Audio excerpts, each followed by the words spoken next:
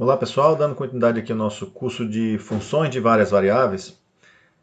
Nessa segunda parte nós vamos estar falando de domínio, imagens, né, e gráficos de funções de várias variáveis com o uso do GeoGebra. Então na verdade nós vamos trabalhar aqui uns 3 ou 4 exemplos, onde nós vamos estar destacando esses 3 elementos, né, o domínio de uma função de várias variáveis, a imagem de alguns elementos e também o conjunto imagem, sempre que for possível, né, dada a complexidade agora desse estudo, e o gráfico dessa função usando um programa computacional. Bom, pessoal, vamos tomar um exemplo aqui usando a seguinte função de várias variáveis. Exemplo 1. Essa pergunta ela fica até um pouco estranha, porque a gente diz assim, ó, considera a função f de x e y, né? Uma função que depende de duas variáveis, tal que é f de x é igual a 4x ao quadrado mais y ao quadrado. É um pouco estranho a gente perguntar qual o domínio dessa função, né? Porque normalmente uma função ela fica bem definida quando você descreve o domínio, né? O contradomínio e a lei de formação, tá? Quando a gente faz essa pergunta, qual o domínio da função, é que a gente está querendo de vocês uma habilidade de identificar quais as restrições que a lei de formação da função tem, tanto no ponto de vista de como ela está escrita, como do ponto de vista prático, tá ok? Então é nesse sentido que se faz essa pergunta. É claro que uma função ela precisa ter o domínio, né, para estar bem definida. Então quando eu pergunto aqui qual é o domínio de f, né, qual o domínio de f, a gente tem que se perguntar se tem algum tipo de restrição nessa lei de formação. Bom, então nessa lei de formação especificamente, ó, nós temos as variáveis x aqui, ó, x aparecendo ao quadrado, né, e o y aparecendo ao quadrado. Então a gente observa que não tem nenhuma restrição nisso. Pegar um número e elevar ao quadrado e multiplicar por 4, isso não causa nenhuma restrição do ponto de vista matemático. Também, pegar um número e elevar ao quadrado, isso não tem nenhuma restrição. Então, nós dizemos aqui que o par x e y, né, ele pode ser qualquer par do R2, né? Então, esse par x e y aqui pode ser qualquer par do R2, que é possível aplicar essa função a qualquer par do R2, ou seja, você não tem nenhum tipo de restrição, tá ok? Então, por exemplo, se você considerar o par, também vou explicar aqui uma coisa. Normalmente eu ia pegar a função e essa função iria atuar sobre o par, digamos, 1 e 2, né? Então, o que seria essa função aplicada sobre o par ordenado 1 e 2? Para não ficar sobrecarregando de parênteses, a gente vai simplificar essa notação e colocar simplesmente f de 1, 2, tá? Então já vai significar a imagem do par de coordenadas 1 e 2. Observe que nesse caso você está considerando o x igual a 1 e o y igual a 2. Então você vai pegar o x e vai substituir na função. É 4 vezes o x ao quadrado, então é 4 vezes 1 ao quadrado. Mais o y ao quadrado, então é 2 ao quadrado. Então quer dizer, a imagem do ponto 1, 2 vai ser, nesse caso, 4 mais 4, que dá 8. E aí nós podemos encontrar a imagem de qualquer ponto do R2, né? Observe que não tem problema com valores negativos, né? Se você tivesse aqui menos 2 e aqui fosse o 0, qual seria a imagem do ponto de coordenadas menos 2, 0? Então aqui o x está valendo menos 2 e o y está valendo 0. E aí você teria 4 vezes menos 2 ao quadrado, somado com o y ao quadrado, que seria 0 ao quadrado. Então quer dizer, resultado dessa continha, nós vamos ter 4 vezes 4 mais 0, portanto, a imagem é 16. Então agora, pessoal, observe que o domínio, né, o domínio para a função f, né, é na verdade todo o R2. Você não tem restrição nenhuma nessa função. Então o domínio da função f são todos os pares do R2. Por quê? Porque se você pegar qualquer par do R2, é sempre possível pegar o x dele e elevar ao quadrado e multiplicar por 4, e pegar o y desse par e elevar ao quadrado e somar com o resultado de 4x ao quadrado. Então isso não tem restrição nenhuma, né? Bom, aqui nós mostramos alguns exemplos de algumas particularidades de algumas imagens. Então nós encontramos a imagem do ponto de coordenadas 1 e 2 e aqui a imagem do ponto de coordenadas menos 2 e 0. Agora, qual é o conjunto imagem dessa função? Bom, essa resposta ela pode ser difícil, né, dependendo da lei de formação da função. Mas nesse caso aqui, pessoal, observe o seguinte, que x pertence aos reais, o x ao quadrado é sempre um número maior ou igual que 0. Então quer dizer, para qualquer x pertencente aos reais, nós teremos x ao quadrado maior ou igual que 0. Né? E para qualquer y pertencente aos reais também, ambos pertencentes aos reais, nós teremos o y ao quadrado maior ou igual que 0. Então, nessa expressão, né, que nós temos f de xy igual a 4x ao quadrado mais y ao quadrado, significa que nós estamos pegando 4, multiplicando por um número que é maior ou igual que 0 e somando com um número y ao quadrado que também é maior ou igual que 0. O que acontece, pessoal? O resultado de toda essa conta, com certeza, será um número maior ou igual que zero. Né? Então, como essa expressão aqui é exatamente ela que vai determinar todas as imagens, né? Todas as imagens, né?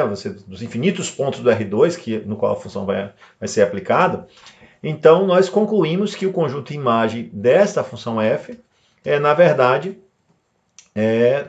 todo o intervalo, né, de zero para mais infinito, ou seja, todos os números reais maiores ou iguais a zero. Então, essa é uma função que tem o domínio sendo todo o plano do R2 e tem o conjunto imagem, né, o intervalo de zero a mais infinito.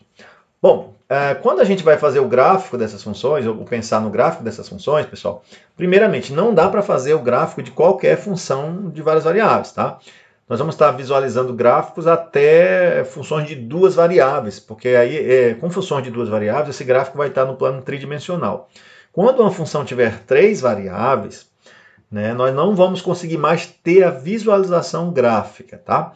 Então, como é que vai ser a ideia gráfica lá no plano XY? Nós vamos considerar essa f de XY como se fosse o z, lá no plano tridimensional. Nós estamos aqui, né? Então, aqui o plano XY aqui embaixo, né? Ou melhor, XY aqui embaixo. E aqui o eixo Z, né? O plano tridimensional, ambos ortogonais entre si, né?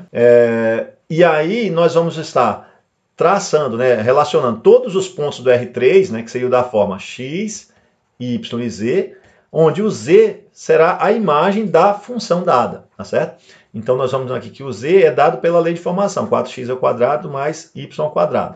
Ou seja, nós estamos buscando todos os pontos no R3, tal que o x está livre, o y está livre, mas o z ele está dependendo de x e y, né? Ou seja, o z é 4x² e y². Por isso, né, que nós vamos chamar aqui essa variável z de variável dependente, né, porque ela vai depender do x e do y. E vamos chamar aqui as variáveis x e y de variáveis independentes. Existem algumas técnicas para que a gente consiga visualizar, ou pelo menos ter a ideia de um gráfico, né, que agora a coisa está um pouco mais complicada, nós vamos ter que fazer um gráfico no espaço tridimensional, né, fazer isso sem o uso de programas, de computadores, que nós vamos estar vendo em vídeos posteriores. Que, por exemplo, acho que uma das principais ideias são as curvas de níveis, né? Nesse vídeo nós vamos estar dando exemplo de funções de várias variáveis, onde o gráfico vai ser feito usando o GeoGebra, que é um programa muito tranquilo de fazer gráfico. Então nós vamos estar usando o GeoGebra 3D e mostrar aqui para vocês como é que é o gráfico dessa função. No caso, a função é de duas variáveis, ela tem um gráfico no plano tridimensional, tá ok? Vamos mostrar então lá no GeoGebra como é que faz o gráfico dessa função. Bom, então vamos agora fazer o gráfico aqui no plano tridimensional, usando o GeoGebra 3D. Né? O que a gente viu é que o domínio da função é todo esse plano aqui cinza, que é o R2, né?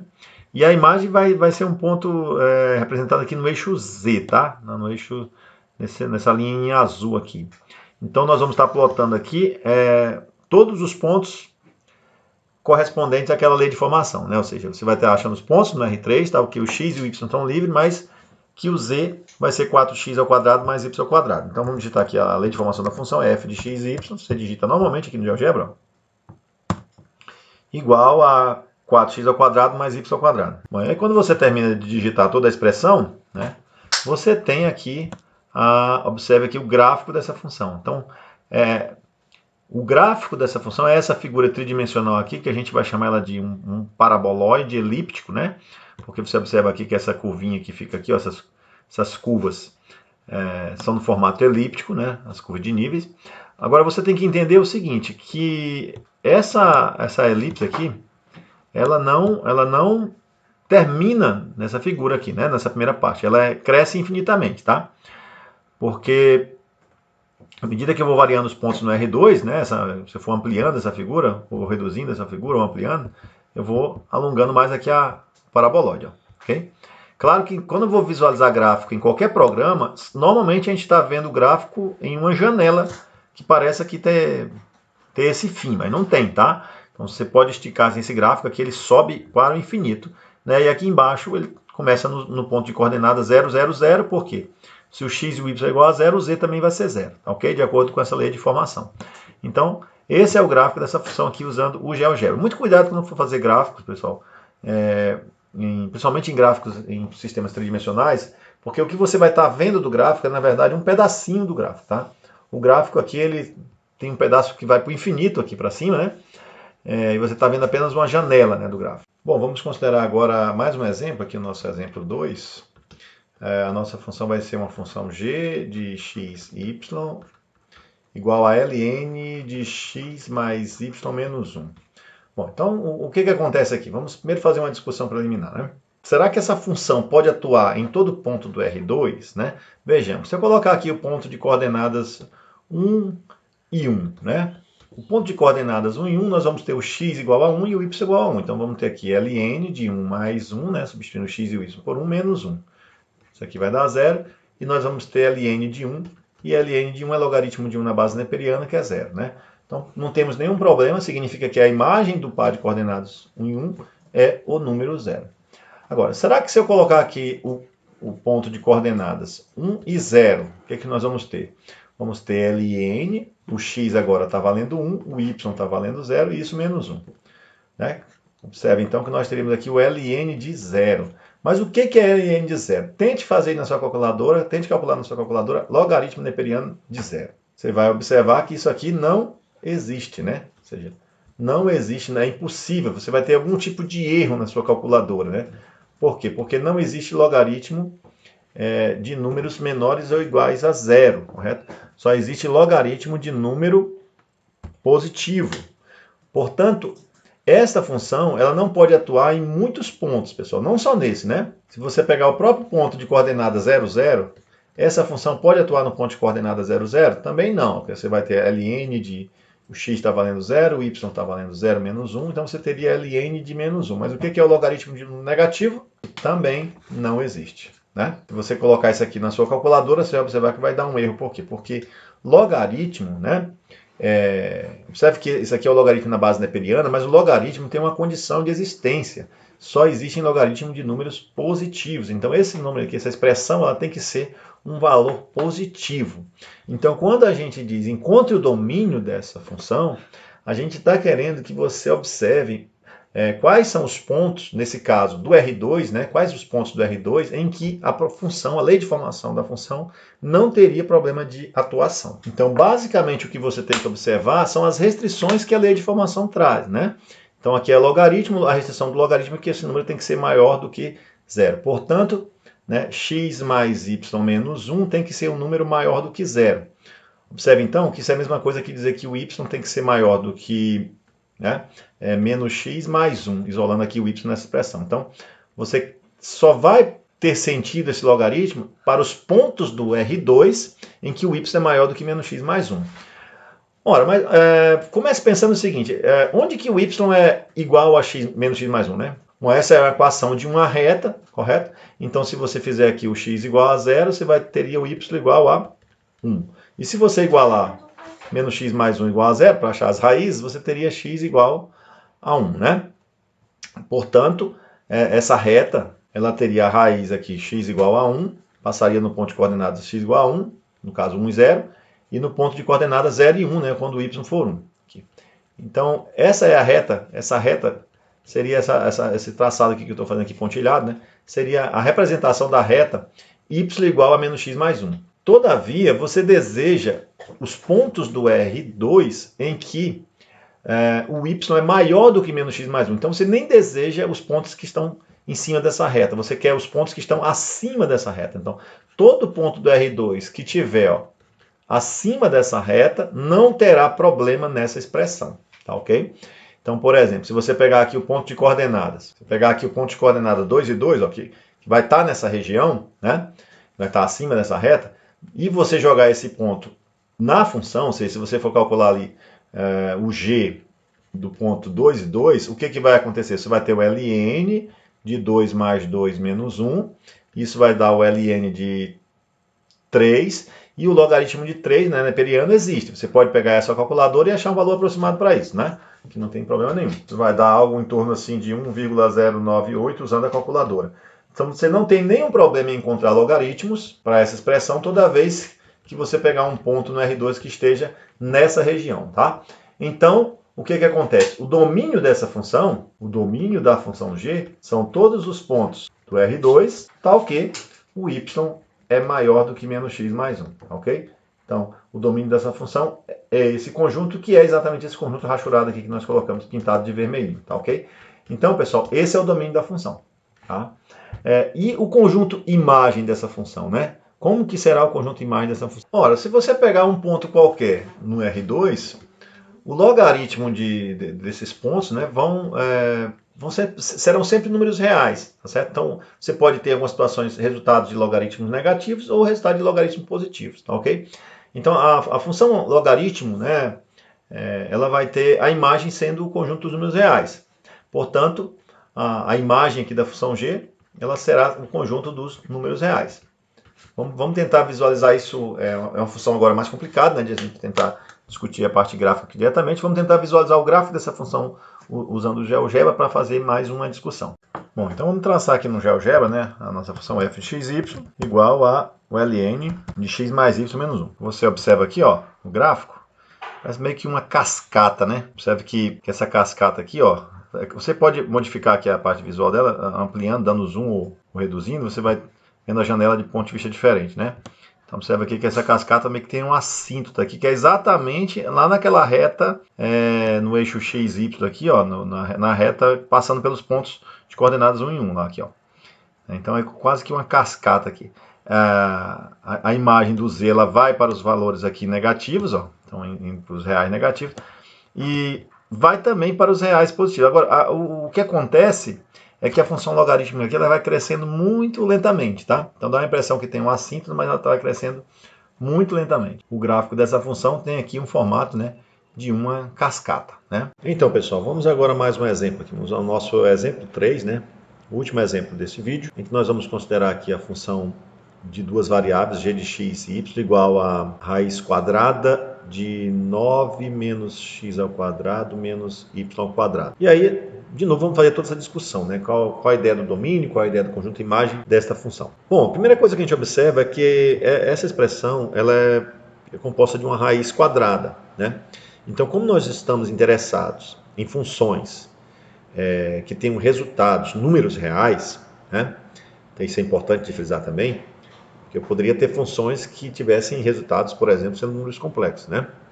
Mas nós estamos interessados em funções que tenham como resultado números reais. Nós observamos que dentro do radical aqui, nós não podemos ter um número negativo, porque se nós aqui dentro tivéssemos um número negativo, essa função ela passaria a ter como resultado um número complexo não real.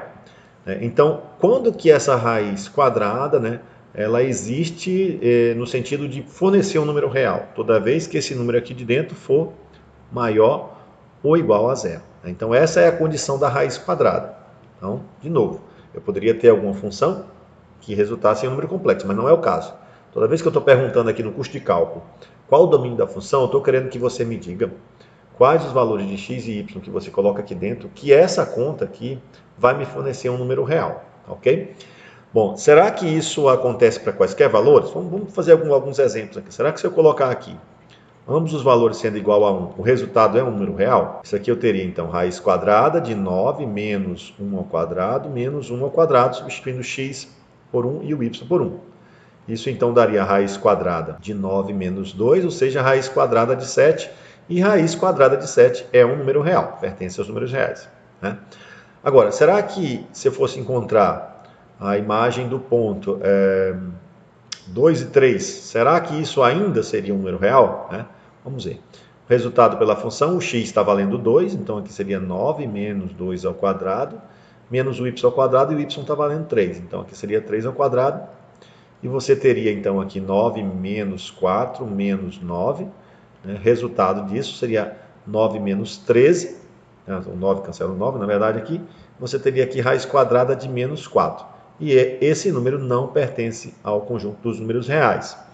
Então, quando eu faço essa pergunta, qual o domínio da função, no curso de cálculo, normalmente eu estou querendo sempre que você me diga quais os valores de x e y que fazem com que o resultado de toda essa expressão, né, seja um número real. Essa é a ideia aqui no curso de cálculo de funções de várias variáveis. O que acontece então? Eu tenho que utilizar, na verdade, apenas elementos, né, a minha condição-chave, que é que esse 9 menos x ao quadrado menos y ao quadrado tem que ser um número maior ou igual que zero. Então eu devo ter 9 menos x ao quadrado menos y ao quadrado maior ou igual que zero. Então eu posso dizer para vocês que o domínio dessa função g ele é formado por todos os pares x e y, né? Pertencente ao R2, tal que 9 menos x ao quadrado menos y ao quadrado seja maior ou igual que zero. Bom, isso aqui é a definição algébrica. Agora, será que esses pontos têm alguma característica, né? Será que eu posso encontrar no plano esses pontos a partir de alguma característica utilizando conhecimentos prévios que eu já tenho? Bom, vamos fazer aqui uma pequena revisão de geometria analítica, equação da circunferência, pessoal. Então, para aqui um pouquinho o exercício, né? Se você não tem dificuldade com equações de circunferência, você pode até adiantar esse pedacinho. Então, da geometria analítica, pessoal, a equação de uma circunferência com centro AB e raio R é dada pela expressão x menos a ao quadrado mais y menos b ao quadrado igual a r ao quadrado. Tá? Então, essa equação aqui é a equação de uma circunferência que tem centro no ponto de coordenada B e tem o raio igual a r, conforme a figura seguinte. Então, você observa aqui ó, que o centro da circunferência é exatamente o ponto de coordenadas A e B e o raio é igual a r, né? E aqui nós temos os eixos coordenados x e y. Então, essa é a equação de uma circunferência com centro AB, no plano cartesiano, né? Com centro AB, e raio igual a r, dada lá pela geometria analítica básica do ensino médio, né? E nós iremos usar esse resultado aqui na nossa expressão. Bom, o que nós verificamos lá, pessoal? Nós verificamos que 9 menos x ao quadrado menos y ao quadrado tem que ser maior ou igual que zero. Observe que isso é a mesma coisa que dizer que menos x ao quadrado menos y ao quadrado tem que ser maior ou igual do que menos 9, né? E se você multiplicar isso por menos 1, você vai concluir que x ao quadrado mais y ao quadrado tem que ser menor ou igual a 9, né? Quando você multiplica isso aqui por menos 1, lembra que o sinal da desigualdade troca, né? Então, o que acontece? Observe que essa expressão aqui, gente, ela tem algo muito parecido com, né, com a equação aqui de uma circunferência. A diferença é que eu estou usando o sinal de desigualdade aqui, né? E não de igualdade. Então, olha só, vamos fazer essa adequação aqui. Ó. A equação da circunferência com centro AB é da forma x menos a ao quadrado mais y menos b ao quadrado igual ao raio ao quadrado, ok? Então, essa aqui é a formulazinha lá, né? A relaçãozinha lá da geometria analítica básica, né? Só lembrando disso aqui. Se eu considerar, então, aqui, ó, x ao quadrado mais y ao quadrado igual a 9, desconsiderando aqui o menor, considerando só a parte igual a 9, o que acontece? Essa equação é, na verdade, x menos 0 ao quadrado mais y menos 0 ao quadrado igual a 3 ao quadrado. Então, por analogia aqui das duas, né, ó, se você observar aqui as duas, qual é a conclusão que você tem? É que isso aqui é a equação de uma circunferência com centro no ponto de coordenada 0, 0 e raio igual a 3. E raio igual a 3. Bom, então vamos desenhar essa figura aqui, exatamente essa circunferência aqui no plano cartesiano, só para a gente ter uma ideia dela, né? Então você aí dá um desconto aqui no meu desenho, tá bom? Então essa circunferência, ela tem centro na origem, então o centro aqui é exatamente no ponto de coordenadas 0, 0, tá aqui o centro dela. E ela tem raio igual a 3, portanto aqui é 3, né? Aqui é 3, e para cá é menos 3, e para cá é menos 3. Essa é a circunferência, né? Ou seja, onde ocorre a igualdade, x ao quadrado mais y ao quadrado igual a 9. Agora veja, gente, nós queremos todos os pontos do plano em que esses valores, x ao quadrado mais y ao quadrado, são menores ou iguais a 9, ou seja, todos os pontos que estão no plano, que na verdade estão no interior dessa circunferência. Então, todos os pontos que estão aqui, ó, nessa parte interior, eles têm o x ao quadrado mais y ao quadrado menor do que 9. E quando você pegar os pontos que estão em cima da circunferência, eles têm o x ao quadrado mais y ao quadrado igual a 9, ok? Então, quer dizer, o domínio da função nesse caso é essa circunferência, tá certo? Aliás, é esse círculo, desculpa. O domínio é esse círculo, que é a circunferência e todo o seu interior. Então, essa região aqui é o domínio da função. Se você pegar qualquer ponto fora dessa circunferência, tá, ok? E for efetuar, ou melhor, desse círculo, e for efetuar aquela conta pela função, você vai ter um número que não é um número real. Por exemplo, vamos pegar aqui um ponto fora desse círculo. Digamos que você pegou aqui, ó, o ponto de coordenadas 4 e 0. Então, você pegou aqui o ponto de coordenadas 4 e 0. 4 de x, 0 de y. Qual é a imagem desse ponto, né? Quem é g de 4 e 0 na nossa função? Ora, vamos lembrar que a nossa função ela tem que, qual cara? Ela é g de xy igual a raiz quadrada de 9 menos x ao quadrado menos y ao quadrado. Então, substituindo aqui o x por 4 e o y por 0, você vai ter o quê? Ó? é 9 menos x ao quadrado, 9 menos 4 ao quadrado menos 0 ao quadrado. Então isso aqui já vai dar o quê? A raiz de 9 menos 16 menos 0, e isso dá a raiz de menos 7, né? Que não pertence aos reais. A gente já sabia disso porque a gente pegou aqui o quê? Pegou um ponto fora do domínio da função. Então significa que se você pegar um ponto fora do domínio da função, né, esse resultado dessa expressão não é um número real. Quando eu faço a pergunta qual é o domínio da função, eu estou querendo que você me diga quais os pontos que você pode atribuir na função que não vai ter problema desse resultado ser um número real. Se você estivesse fazendo isso aqui numa calculadora, a calculadora ia dizer que houve um erro, ou que houve um erro de domínio, ou que houve um erro. Ok? Agora, se você pegar um ponto dentro desse círculo, por exemplo, vamos pegar um ponto aqui agora, um ponto fácil, um ponto que está aqui, ó, ponto de coordenada 2 e 0, aqui no 2, né?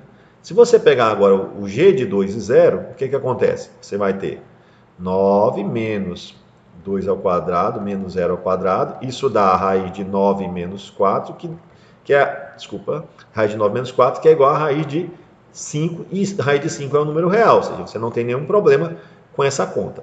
Então esse aqui, pessoal, é o domínio da nossa função, tá ok? Vamos ver como é que funciona isso no GeoGebra, né? Para a gente visualizar também como é que seria o gráfico dessa função descrevendo essa função no GeoGebra, tá? Então vamos fazer um pouquinho diferente agora no GeoGebra. Vamos digitar aqui primeiro o domínio da função, que são todos os pontos do plano tal que x ao quadrado mais y ao quadrado é menor ou igual que 9. Quando a gente digita essa equação, o que aparece aqui? Exatamente o nosso círculo de raio 3, ou seja, o domínio da função são os pontos que estão nessa região aqui, né, do círculo. E são esses pontos nos quais a função vai atuar. Agora vamos digitar aqui a lei de formação da função, que é g de x igual a raiz quadrada de 9 menos x quadrado, então aqui no caso g de xy, melhor dizendo, né? Que é igual a raiz quadrada, no GeoGebra a raiz quadrada é SQRT, tá ok, pessoal? É de 9 menos x quadrado menos y quadrado. Quando a gente digita essa equação, obtém aqui uma semi-esfera, né? Então essa é a equação de uma semi-esfera. Observe que a raiz aqui é só a raiz positiva. Se você tivesse mais ou menos, você ia ter a esfera completa. Então, na verdade, você não tem a esfera, você tem a superfície esférica, né? Os pontos estão sobre essa superfície de uma esfera, né? Então, você tem a capa da esfera aqui, bonitinho. Então, essa é o gráfico, né, aqui em 3D da nossa função, né? Para que todos vocês possam contemplar aí.